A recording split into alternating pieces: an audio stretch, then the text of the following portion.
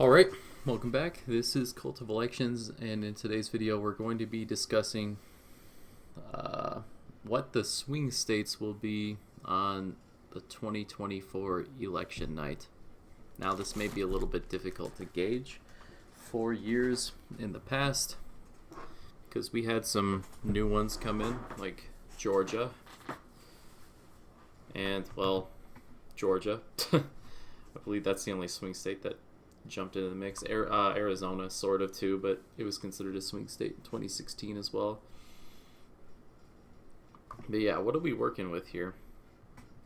So I'm going to go ahead and fill out some safe states. So this may look a little bit weird, but I'm going to ignore the tilt column pretty much, and I'm going to basically move the lean and likely columns up a couple notches in terms of points. I skipped Oregon, but I'll get back to that in a second. Illinois is something that could move farther to the right, but probably won't flip, so I'm not gonna keep it in that regard. And actually, Illinois was one of the few states that went more Republican in 2020 than, you know, a lot of other things, because I believe there was only 3 or 4 states that did. And a couple states vastly underperformed a lot of states in the country. Just making sure I'm not forgetting anything. Looking to the side here. Okay. Yes. So, okay, you're going to notice we skipped Oregon a second ago. Not saying there's really a chance for Oregon to go red. I think there's a very, very, very small chance. However, it would require a very, very drastic shift. Heavily unlikely, but I'm going to say it's barely in the likely blue column here. I would not put my money on that, but I'm saying it's a possibility. And, you know, you might think I'm very biased against Democrats so far, but I'll hop into a couple other states. As you can see, I'm skipping a few states you might think, wow, those are very Republican now. And that should actually be it for those. Just these. So 180 to 86, that is, well, I guess I left Oregon hanging, so I gotta give some to Republicans now. Actually, I started the Democrat ones, so I'll just jump over to them. So Colorado, New Mexico, Virginia, I would say are likely going to go blue, and are much more likely to flip than, say, Oregon. But yeah, their margins were pretty big this time, and states like Virginia have been moving blue for a long time, so it probably isn't much of a fluke there. Colorado was a very sudden shift.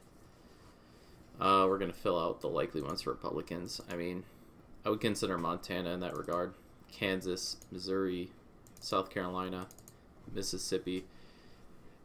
And you may think it's crazy for Mississippi, but I recommend you look at the margin for Mississippi in 2020. It wasn't as much as you might expect.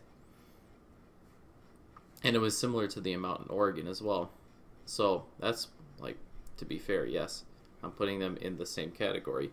Mississippi, I would not put on my money flipping to Democrats as much as I wouldn't put my money in Oregon flipping to Democrats. So, yeah. I'm sure you want me to talk about swing states, so let's keep going here now. Last likely for Republicans would be Alaska. Probably not going to flip either, but much more likely than, I'd say, you know, the states in this area here. Let's do some leaners for Democrats. States that are probably going to go Democrat but have a chance of being a swing state, I'd say. So Minnesota's one of them, New Hampshire, and Maine at large. They also had some pretty significant margin shifts in 2020. However, that could just be a against Donald Trump sort of thing. Or it may not be. So yeah, those states I'm considering lean. moving on to Republican states, I'm going to put Iowa and Ohio in that category first to start. And I'm saying that because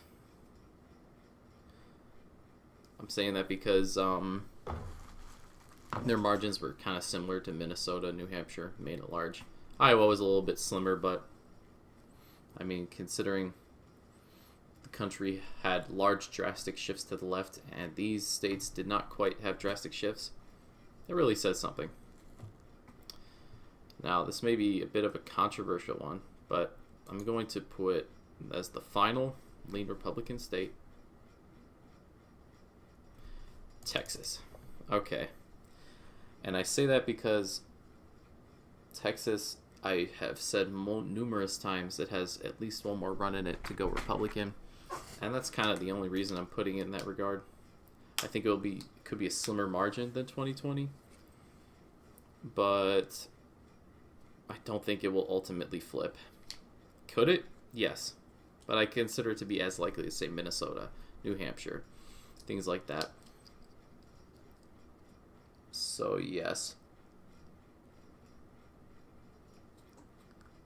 And that leaves every state that's left to be considered a swing state. Let's start with the more obvious ones. So, let's start with some slim margins. We're going to go with Georgia to start. Georgia was not a swing state in the past. 2020, boom, shot up to pretty much ultimate swing state status. It was a tilt margin. Formerly Republican state. Can it regain back its roots? It's possible, but it'll be a little bit of a hard battle there. Very, very hard battle. Wisconsin. A lot of states drastically shifted to the left, and the Rust Belt shifted harder than Wisconsin. I mean, Michigan and Pennsylvania, the other parts of the Rust Belt. But Wisconsin did not shift so hard, and it was a tilt margin for Joe Biden. And if we're talking about tilt margins, we have to talk about Arizona. Arizona's had a shift to the left as well. However, I think in 2024 it could come back. It might take a lot, but I mean, it was a tilt margin, so you can't really say that's impossible. If we're continuing by margins, I believe, well, let's get through some more boring ones, so to say, left. Yeah, Nebraska second, Maine second. Okay, yeah, they have basically flip-flopped. Nebraska second district voted a Republican into the House, but voted for Joe Biden for president. The Maine second district voted for a Democrat into the House, but Donald Trump for president. So, yeah, they're not afraid to vote either way, and it very shows. And it was by some somewhat big margins between the two. So definitely those can go either way. We're gonna hop into North Carolina next. A lot of states had drastic shifts, and I would consider it more into, if I had to put it on there, the tilt Republican column. But I mean, it could be part of another shift that the country's going in. So you never really know. And same thing with Florida. I think Republicans definitely have an advantage there if they can keep their Hispanic edge there, especially with Cuban Americans.